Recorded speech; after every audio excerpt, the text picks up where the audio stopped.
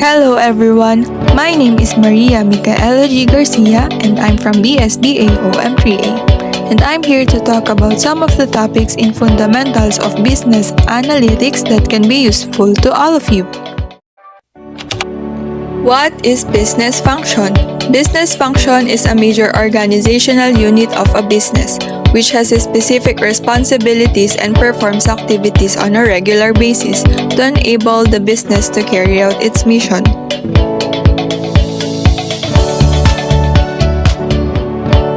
Business function are the activities carried out by an enterprise.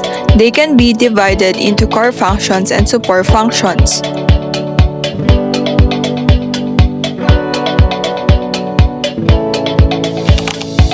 Core functions refer to incoming generating activities, for example, the production of final goods or services.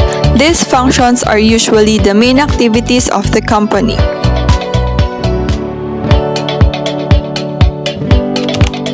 Support functions refer to activities within the organization to facilitate core functions.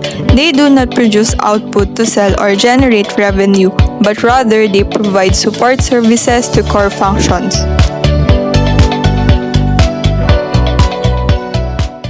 There are four types of business function. Operation. The operations function is sometimes called the production function. This function is responsible for the activities of producing goods or providing services.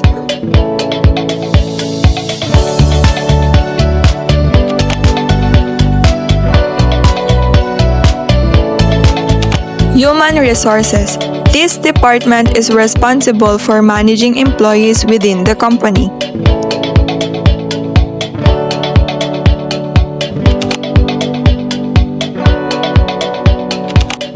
Marketing. The marketing department is responsible for marketing, market research, sales, and after-sales service activities. The team identifies customer needs and wants and develops the appropriate marketing mix to satisfy them.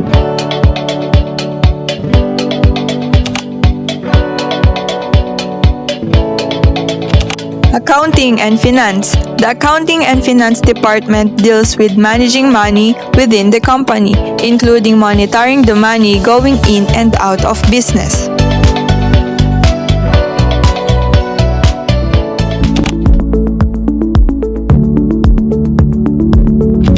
What is business process? Business process is a set of activities which draw on one or more business functions to help carrying out the organization's mission.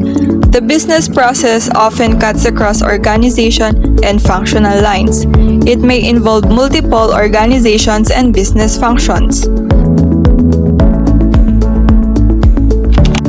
Business process is a collection of linked tasks which find their end in the delivery of a service or product to a client.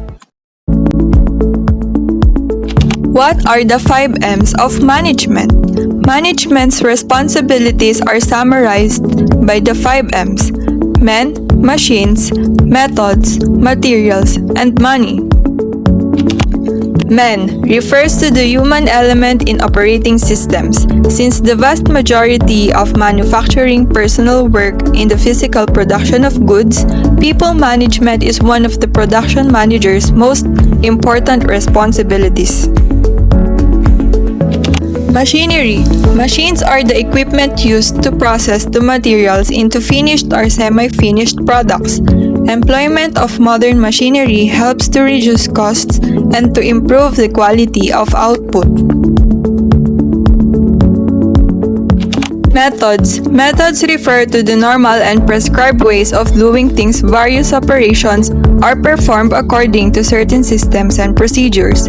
Use of right methods helps to increase efficiency of operations and contributes to effective management. Materials. Materials represent the physical raw materials and intermediate products or semi-finished goods, which are converted and are assembled into finished products with the help of certain processes and technology.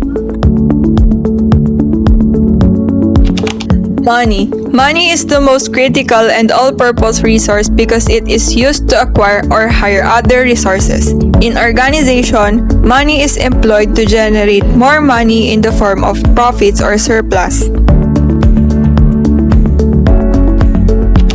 What is e-commerce? E-commerce refers to any form of business transaction conducted online. The most popular example of e-commerce is online shopping, which is defined as buying and selling of goods via the internet on any device.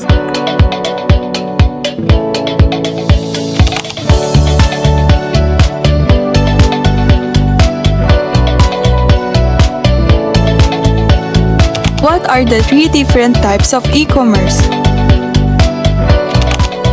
Business to business or B2B is when businesses sell to other businesses. This is typical of stationery stores who sell office equipment in bulk to businesses. Normally, B2B companies provide a discounted rate per unit if customers buy in bulk, which it is great motivation for officers to avail of.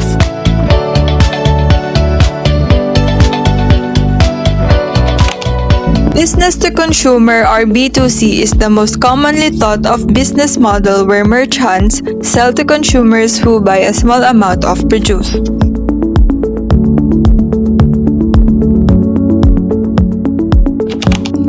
Consumer to consumer or C2C is a relatively new business model where consumers who previously bought something seek to resell this item to another consumer. Through marketplaces like eBay and Craigslist, this can be easy and quite lucrative for selling items that you no longer have a use for.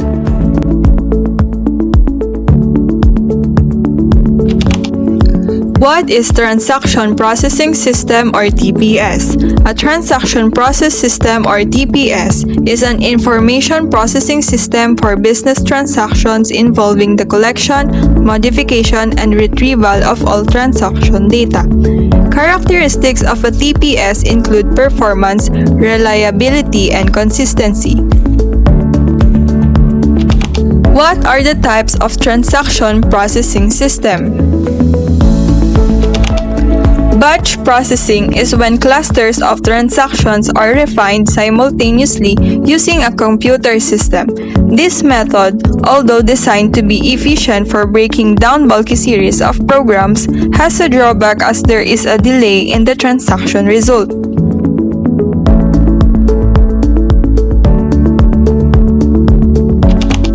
Real-time processing carries out its transactions exclusively. This method ensures a swift reply on the condition of the transaction result. It is an ideal technique for dealing with singular transactions. What is database? A database is an organized collection of structured information or data, typically stored electronically in a computer system. A database is usually controlled by a database management system or DBMS. The data can then be easily accessed, managed, modified, updated, controlled, and organized.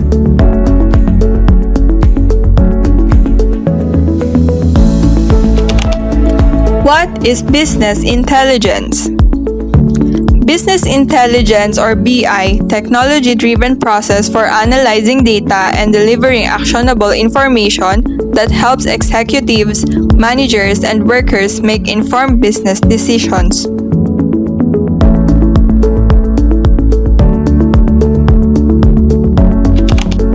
How the business intelligence process works.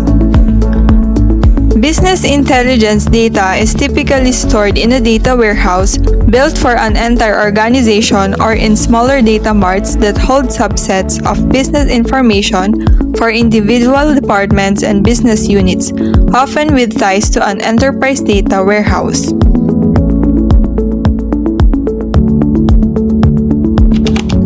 Business intelligence data can include historical information and real-time data gathered from source systems as it's generated, enabling BI tools to support both strategic and tactical decision-making processes. What is business analytics? Business analytics is the process of collating, sorting, processing, and studying business data and using statistical models and iterative methodologies to transform data into business insights. The goal of business analytics is to determine which data sets are useful and how they can be leveraged to solve problems and increase efficiency, productivity, and revenue.